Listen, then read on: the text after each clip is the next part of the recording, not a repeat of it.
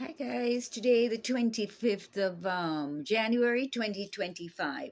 I did a previous video, but it was too soft. I don't know, the speaker does not seem to be working today, so I'm turning up the volume of my voice. I just wanted to tell you about Mexico refusing the deportation flight. It has cost the US government 852,000. That was spent to fly 80 migrants, and Mexico refused to allow that plane to land. And then let's see what else we're going to talk about today. Vance broke the tie for Pete Hegseth, or defense secretary. It was 50-50 in the House. And so Vice President Vance had to come in and break the tie, making it 51-50. So Pete Hegseth was confirmed. And you know that so many people must have been praying for him. The whole Christian community was praying for Pete.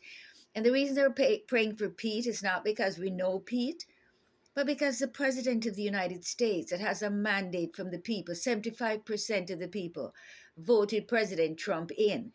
So why not give him the people that he wants to work with?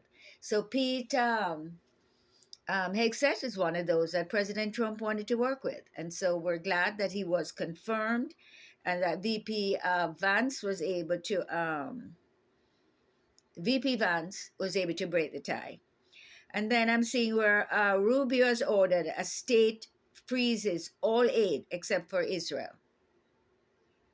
So Marco Rubio, or new Secretary of State, as there's a freeze on all aid to all the other countries with the exception of Israel. That's good. So Israel will get all her weapons. Israel will get all that she needs.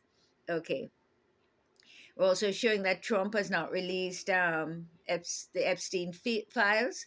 But of course, we know that he wanted the JFK and to declassify that information, and Martin Luther King.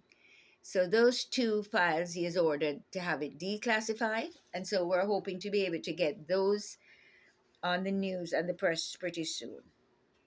The Silk Road founder was also pardoned. And we're now seeing that California is having mudslides, and you know that the fire continues. President Trump also went and visited California, spoke to had a meeting, a roundtable meeting, where he was showing them how to expedite things. Instead of waiting 18 months, waiting 6 months, waiting permit, which he has also said he wants to remove all this crazy bureaucracy to get anything done, because all it does is block everything. And he's saying, use your emergency powers and let the people go in on their properties and clean it up if they want to. So they'll be able to do it today after 12 o'clock. Because that was what the president suggested. Stop the nonsense and the permit and waiting for this, or having one contractor to come in to clean up everything. Everything was already burned to cinders. All it needed, if the owners want to go in on their properties and do what they need to do, then let them go in and do it. So hopefully today when we check again, the residents of California that had the unfortunate circumstances of losing their homes because of the fire will now be able to enter their properties again. And President Trump is expediting all the help they need, removing all the barriers that is required for both funding and everything else. He also explained to them that he's not a lover of insurance companies, but the insurance companies are canceled had to do that because they were not given what they needed. There was not enough water available or flowing into California. And so again, Trump has recommended certain things to allow the water to flow. And so if the water is flowing, then the insurance companies can reenact all those policies again. But the insurance company cannot do it under the circumstances that there was no water, the hydrants were dry, the wells were dry. And it isn't because the water is not available, because President Trump said a few years ago that he actually discuss the water situation there and advise them on how to make changes in that area. And again, President Trump is still contemplating getting Greenland. You know what President Trump wants, he gets. So we'll see what happens. He has still been talking to them. But you know, money talk and BS walks, because eventually, when they do not have the money to do what they need to do with Greenland, then they'll have no other choice but to sell it to the United States. And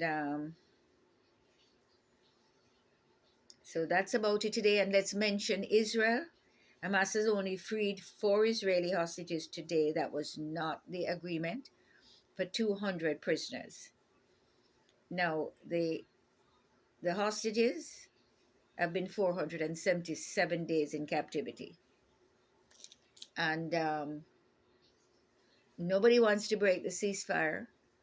But if Hamas has broken the treaty of not sending all the hostages, because Israel recently, for the other 3 hostages, had released a lot more prisoners, over 1,000 prisoners were released, men and women, that were convicted of crimes. Some were going to be in prison for life, and Israel has released those prisoners. And the other part of the agreement was to have all the hostages, including the ones that have passed. Their families want to bury their relatives' bodies with dignity, and so they're asking for the body remains to be given to them as well, in addition to the ones that are alive to be returned back to Israel. And that is supposed to be done today. So we're going to wait and see what happens later if the other set is being released. But again, the agreement states that all was supposed to be released today to Israel. And again, we're also told that Prime Minister Benjamin Netanyahu is not feeling so well. We're going to have to do a follow up on that to see what's happened. We know recently he had gone into the hospital for surgery, but that was over with. So this seemed to be something new again, or something that has continued from what recently happened. And Hamas is celebrating, all their prisoners that came out, both men and women. They're all excited. So Israel would like to celebrate too. She wants to get all her hostages. And it's in the news today. You can see the 4 young women that were released today. They're quite young. And again, that information, their names, pictures, who they are, they look very happy. But we want all, that's what Israel is saying. We want all our prisoners, not just some. So we'll see how that works out today. And let me see what else that you could get an update on. I told you about the fires. President Trump is expediting that, and you see how President Trump can expedite things. And if anyone with any common sense, like he says, we're the common sense government, anyone looking around at the turmoil throughout the whole world, there's no one else that could be the president for such a time as this. So God has appointed him, because it's a rough job, it's a big job. But whether it's big or whether it was not big, it suits President Trump at this time to be able to handle it. He has the ability to handle, to make deals, to do what is necessary, because he said we're going to have peace through strength. If there's no peace and he has to exercise his war powers, he's going to do that too, because America has all the powers we need. But again, his priority is peace through strength, and that's what he's working towards. So we hope that Israel does not have to break the ceasefire and start another situation there again, getting back to Hamas, while the president wants to have a period at this time of peace, no wars. And he's going to shut down Ukraine as well. Just the way he had Hamas and Israel shut down that war, he's going to shut down Ukraine. And he's also going to rebuild back California better than it was before. And he's not going to wait 2 years, 5 years, 10 years. He's not going to allow the legal, what do you call them? there's a group of legal people that it has to go through, and this permit has to be had, and that permit. Well, President Trump says, no, we're not going to do that. We're going to use the Emergency Act to expedite that the people can rebuild their houses. Like, no, like yesterday.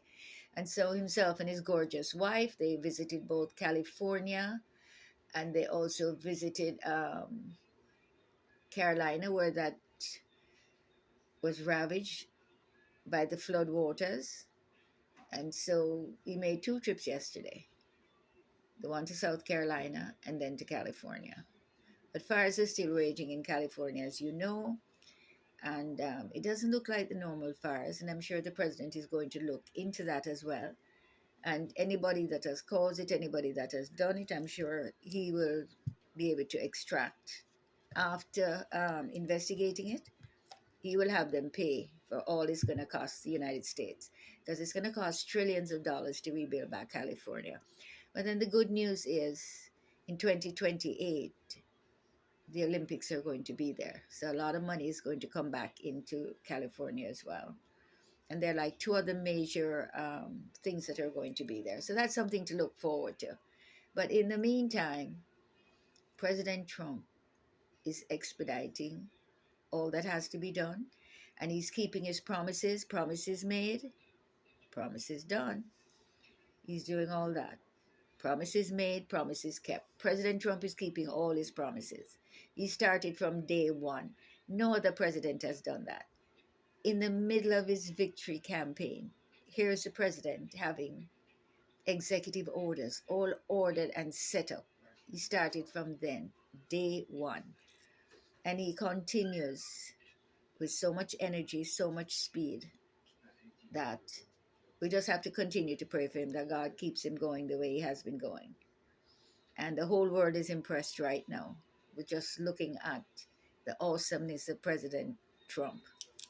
Okay, so we're going to get back to you with more information on the fires and what's happening with that, and if the people were really able to go back to their homes as he requested today after 12.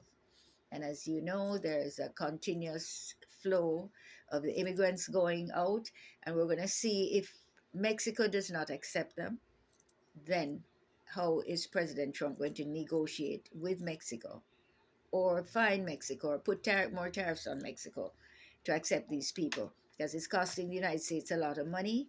And so for them to return them and not allow the plane to have landed, that's very strange for Mexico to do. So Mexico started a very subtle response, which is a no to what the president has ordered. So we're going to have to see what happens later today on that, and I'll get back to you on it. Bye. Talk to you later.